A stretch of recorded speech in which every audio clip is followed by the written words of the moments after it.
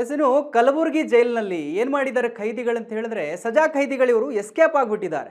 ಖರ್ಗೆ ತವರಲ್ಲೇ 3 ಸಜಾ ಖೈದಿಗಳು ಜೈಲಿನಿಂದ ಪರಾರಿಯಾಗಿರ್ತಕ್ಕಂಥದ್ದು.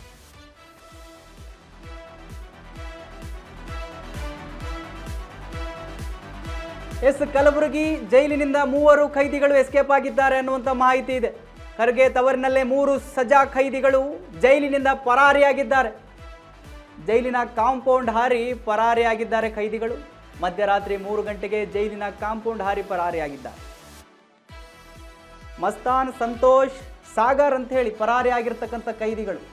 ಬೀದರ್ ಕೊಲೆ ಕೇಸ್ನಲ್ಲಿ ಶಿಕ್ಷೆಗೊಳಗಾಗಿದ್ರು ಈ ಖೈದಿಗಳು. ಜೈಲು ಸಿಬ್ಬಂದಿಯೇ ಸಹಕಾರ ನೀಡಿದ್ದಾರೆ ಎಂಬ ಶಂಕೆ ಕೂಡ ಇದೆ.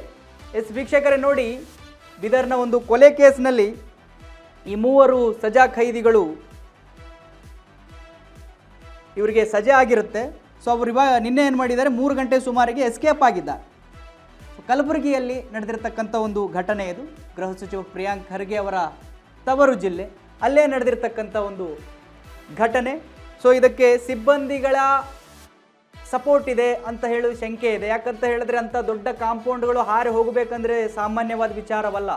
ಪ್ರತಿ ಹೆಜ್ಜೆಯಲ್ಲೂ ಪೊಲೀಸರು ಇರ್ತಾರೆ, ಹೆಜ್ಜೆಯಲ್ಲೂ ಗಮನ ಕೊಡ್ತಾ ಇದ್ದಾರೆ, CCTV ಕ್ಯಾಮ್ರಾಗಳಿರುತ್ತೆ, ಎಲ್ಲವೂ ಇರುತ್ತೆ. ಆದರೂ ಕೂಡ 3 ಜನ ಎಸ್ಕೇಪ್ ಆಗ್ತಾರೆ ಅಂತ ಹೇಳಿದ್ರೆ ಅದರಲ್ಲಿ ಒಳಗಡೆ ಅಧಿಕಾರಿಗಳ ಅಥವಾ ಈ ಸಿಬ್ಬಂದಿಗಳ ಕುಮ್ಮಕ್ಕಿರದೆ ಆ ಕೆಲಸ ಆಗೋದಿಲ್ಲ.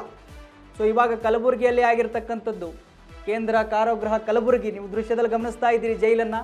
3 ಜನ ಆರೋಪಿಗಳ ಏನು ಅಪರಾಧಿಗಳಿದ್ದಿದ್ರು, ಅವ್ರಿಗೇನೋ ಸಜೆ ಆಗಿತ್ತು, ಶಿಕ್ಷೆ ಆಗಿತ್ತು, ಅವರು ಪರಾರಿಯಾಗಿದ್ದಾರೆ. ಬೀದರ್ನ ಒಂದು ಕೊಲೆ ಕೇಸ್ನಲ್ಲಿ ಇವರಿಗೆ 3 ಜನಕ್ಕೂ ಕೂಡ ಶಿಕ್ಷೆ ಆಗಿರುತ್ತೆ. ಸೊ ನಿನ್ನೆ 3 ಗಂಟೆ ಸುಮಾರಿಗೆ ಜೈಲಿನ ಕಾಂಪೌಂಡ್ ಹಾರಿದಾರಂತೆ. ಅದು ಹೆಂಗ್ರಿ ಸಾಧ್ಯ?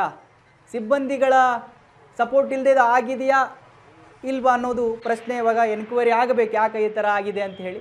ಸೊ ಆವಾಗ ಚರ್ಚೆಗೆ ಬರ್ತಾ ಇರುತ್ತೆ, ಗುಲ್ಬರ್ಗ ಒಳಗಡೆ ಗಾಂಜಾ ವ್ಯವಸ್ಥೆ ಇದೆ, ಮತ್ತೊಂದಿದೆ, ಎಲ್ಲ ಇದೆ ಅಂತ ಹೇಳಿ. ಇವಾಗ ನೋಡಿ ಸಜಾ ಖೈದಿಗಳೇ ಎಸ್ಕೇಪ್ ಇರುವಂಥದ್ದು ನೀವು ದೃಶ್ಯದಲ್ಲಿ ಗಮನಿಸ್ತಾ ಇದ್ದೀರಿ.